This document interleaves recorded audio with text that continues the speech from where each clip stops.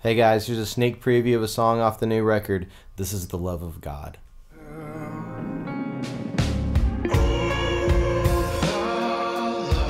We did a Christmas tour at the end of 2007, and I was getting married in February, and as we were on tour, my house sold, which is wonderful, and a difficult market that I was really glad it sold, but they wanted to close the weekend I got back from tour.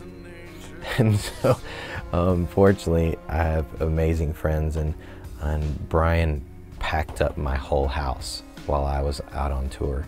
And so I got home and everything is in boxes. So I get home, unload my stuff, rent the U-Haul, put everything in there, and like the day after tour, I'm driving out of Memphis and headed to Texas.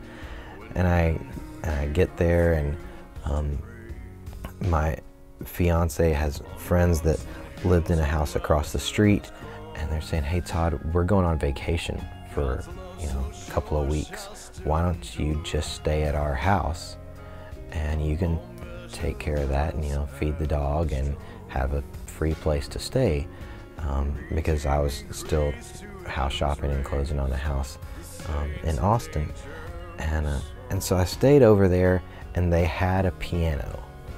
Just a little upright piano, and I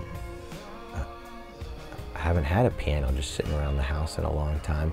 And so, I'd hang out with my fiance and then put everybody to bed, and then I'd go over to the neighbor's house and would just sit down at the piano at 11 and play till 1.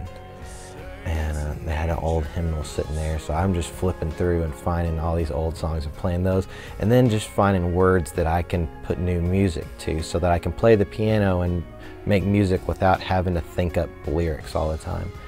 And I hit this hymn called The Love of God, that the love of God is greater far than tongue or pen can ever tell. I just went, wow, that's good. I wish I'd written that. That's strong.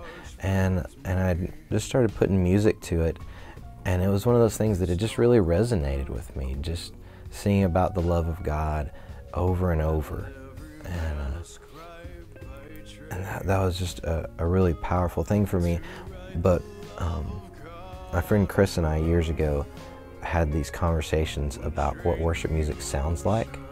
And I've heard pastors preach, you shouldn't have any worship music in a minor key because it makes it feel different, and that's not what it should be like. And I've never ascribed to that, but I've listened to them and tried to understand where that came from.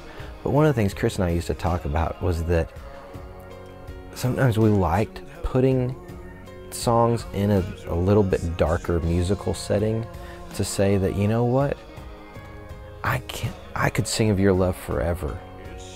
Not just when I'm cheery and I feel like dancing, but when things are difficult and dark too. That your love is just as active in those times. And so as I was really enjoying these lyrics about the love of God, I started kind of painting it with a little darker palette. And so musically, it kind of came out of a little haunting, I guess, is a word I've heard used to describe it. But for me, that really captured something to say.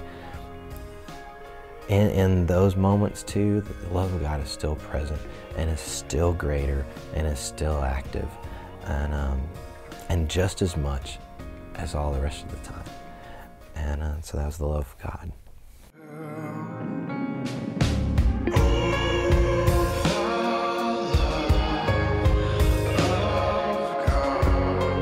How rich and how pure, how measureless and strong.